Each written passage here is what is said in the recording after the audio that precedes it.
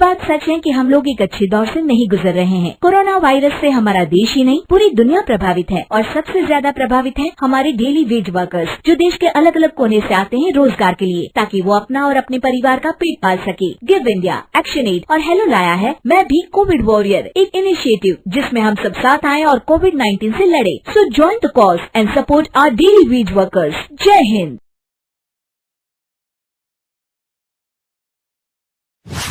रजनी को बचपन से ही पेंटिंग का बहुत शौक था। वो हमेशा से ही पेंटर बनना चाहती थी, पर उसके माँ और पिताजी ने उसको कभी भी इस चीज के लिए सपोर्ट नहीं किया और उसकी शादी नीरव से हो गई। नीरव रजनी को बहुत प्यार करता था, पर रजनी हमेशा चुपचाप ही रहती। वो इस शादी से खुश नहीं थी। वो ये शादी नहीं करना चाहती थी। उसे तो हमेशा से पेंटर जो बनना था। अपने इस सपने को वो नहीं पूरा कर पाई, इसलिए वो हमेशा उदास रहती थी। रजनी, बहुत ही बढ़िया फिल्म लगी है, कल देखने चले? नहीं जी, कल मुझे बहुत काम है, मैं नहीं जा पाऊंगी। अच्छा तो कोई बात नहीं, संडे को चलते हैं। देखिए, मुझे फिल्म देखना पसंद नहीं है। आपको जाना है तो चले जाइए। नीरव को मना करके रजनी वहां से चली जाती है और अपने बैग को खोलकर उसमें बंद पड़े ब्रश और कलर्स को देखकर रोने लगती है। रजनी, चलो ना कहीं बाहर खाने चलते हैं, कुछ तुम्हारी पसंद का।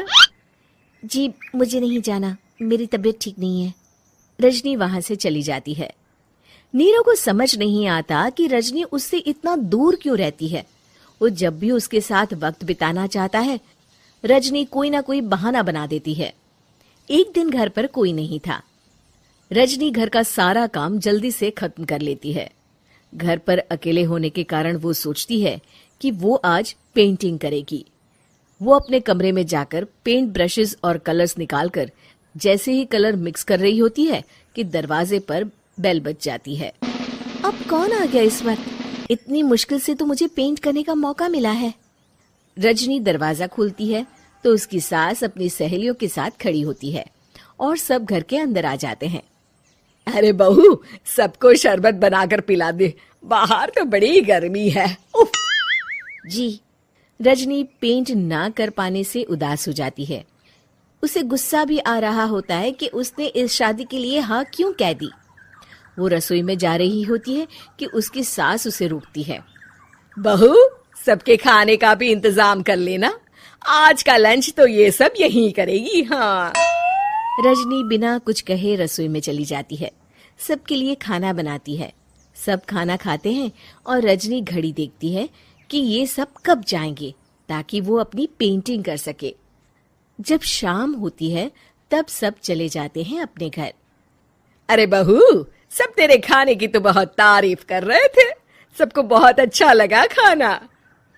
आपको मुझे सुबह बताना चाहिए था ना कि आपकी सहेलियां आ रही हैं। पता भी है कितना वक्त लगा सारा खाना बनाने में। अरे बहू, तू ऐसे कैसे बात कर रही है मुझसे? तो और कैसे बात करूं? मैं इस घर की कोई नौकरानी नहीं हूं कि इतना काम करूंगी। रजनी अपने कमरे में जाकर दरवाजा बंद कर लेती है। शाम को जब नीरव आता है तो उसकी माँ उसे पूरी घटना के बारे में बताती है। क्या रजनी ने आपसे इस तरह बात की माँ? हाँ, और पता नहीं उसे क्या हो गया है, शाम से बाहर भी नहीं आई है। मैंने तो कई बार आवाज दी, खाना भी नहीं खाया उसने। तू ही बात करके देख ले बेटा। नीरव अपने कमरे का दरवाजा खटखटाता है। रजनी, दरवाजा खोलो, मैं हूं। रजनी दरवाजा खोलती है और फिर वापस जाकर अपने बिस्तर पर लेट जाती है। रजनी, माँ से बात करने का ये क्या तरीका है? मैंने कोई गलत बात नहीं की है।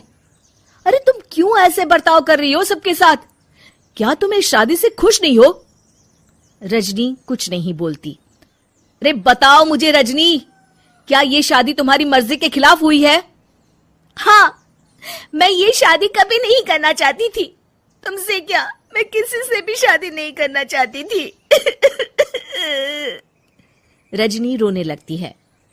चुप हो जाओ रजनी, बताओ मुझे, तुम क्यों नहीं करना चाहती थी शादी? रजनी बेड के नीचे से अपने पेंटिंग्स, कलर्स, ब्रश, पेपर्स निकालती है। इतने में उसकी सास भी कमरे में आ जाती है। ये देख रहे हो, ये थे मेरे सपने। मैं पेंटर बनना चाहती थी, पर माँ पापा ने कभी सपोर्ट नहीं किया और मेरी शादी करवा दी। मेरे सारे सपने टूट गए। हर वक्त बस गुस्सा आता रहता है मुझे। मैं जानती हूँ कि आप लोगों की इसमें कोई गलती नहीं है, पर मैं क्या करूँ, मुझे समझ में नहीं आता।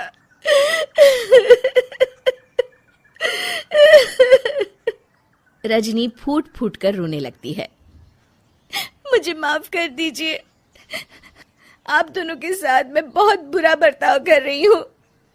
अरे रजनी बेटा, चुप हो जाओ तुम। नीरव पानी लेकर आता है। ये लो पानी पियो और शांत हो जाओ। रजनी पानी पीती है और उसकी सास पेंटिंग्स देख रही होती है। अरे नीरव, हमें तो पता ही नहीं था कि हमारी बहू कलाकार है। अरे कितनी अच्छी पेंटिंग्स बनाई है, देखो तो। ये वाली तो मैं अपने कमरे में ले जाऊंगी। आपको ये पेंटिंग्स अच्छी लगी? अच्छी नहीं, बहुत अच्छी लगी। और तुमने हमें बताया क्यों नहीं? तुम जब चाहे पेंटिंग कर सकती हो रजनी। हम तुम्हारे सपनों को पूरा करने में तुम्हारा पूरा साथ देंगे। हाँ बेटा, हम कला की कद्र करते हैं। हम कलाकार तो नहीं, पर मुझे गर्व है कि मेरी बहू एक कलाकार है। रजनी, नीरव और सास तीनों हंस पड़ते हैं।